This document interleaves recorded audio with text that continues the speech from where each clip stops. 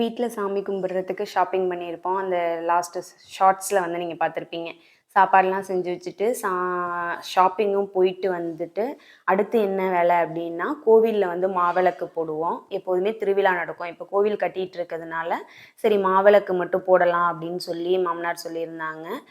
ஊருக்கு போறதுனால ஊருக்கு போயிருந்தோம் இல்லையா? அதனால அந்த டைம்ல போட்டுறலாம் அப்டின்னு சொல்லிட்டு மாவிளக்கு தான் வந்து ரெடி பண்ணியிருந்தோம். எங்க மாமியார் வந்து எப்படி மாவிளக்கு செய்வாங்கன்னா, பச்சரிசி, பொட்டுக்கல்ல, அப்புறம் எள்ளு, அப்புறம் வெல்லம் பாகு காய்ச்சி அது நெறைய இன்கிரீடியன்ட்ஸ் போட்டு வந்து செய்வாங்க. ஆனா நான்லாம் பார்த்த வரைக்கும் வெறும் பச்சரிசி, அதுக்கப்புறம் வெல்ல பாகு காய்ச்சி ஊத்தி தான் வந்து பார்த்துருக்கேன்.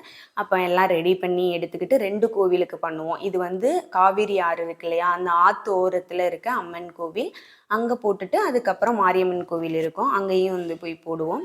எல்லாம் வீட்லயே ரெடி பண்ணி எடுத்துட்டு கோவிலுக்கு வந்து போயிட்டோம். நாங்க போம்போது கோவில் வந்து க்ளோஸ்ட்ல இருந்தது. அப்பதான் ஒரு காது குத்து ஃபங்ஷன் முடிஞ்சுச்சு அப்படிங்கிறதுனால, நாங்க எல்லாம் கோவில்ல போய் எடுத்து வச்சுட்டு, பொட்டெல்லாம் வச்சு, அந்த மாவிளக்கு மேலேயே ஒரு விளக்கு வச்சு, அதில எண்ணெய் ஊத்தி எல்லாமே வந்து ரெடி பண்ணி வச்சிருந்தோம்.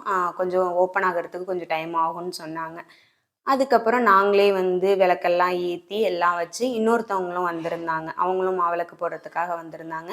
அதனால நாங்க 2 பேருமே சேர்ந்து சாமியெல்லாம் கும்பிட்டுட்டு, தேங்காய்லாம் உடைச்சிட்டு, மொத்தம் ஒரு புடி மாவிளக்கு ஒண்ணு வச்சிருப்போம். 2 விளக்கு ஏத்திட்டு, ஒரு புடி மாவிளக்கு. அது வந்து எப்போதும் சாமி கிட்ட வந்து எடுத்து வச்சுருவாங்க அது.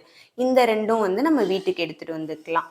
ஃபைனலா வந்து சாமிலாம் கும்பிட்டுட்டு அடுத்த கோவிலுக்கு வந்து போயிட்டோம்.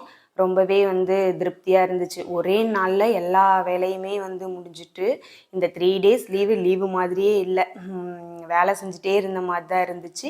அதுவும் இன்னைக்கு அந்த சண்டே அன்னைக்கு காலையிலேருந்து வேலை செஞ்சு, இப்ப தான் ஓரளவு எல்லா வேலையுமே வந்து முடிஞ்சு, சாமியும் கும்பிட்டுட்டு கோவில சுத்தி வீட்டுக்கு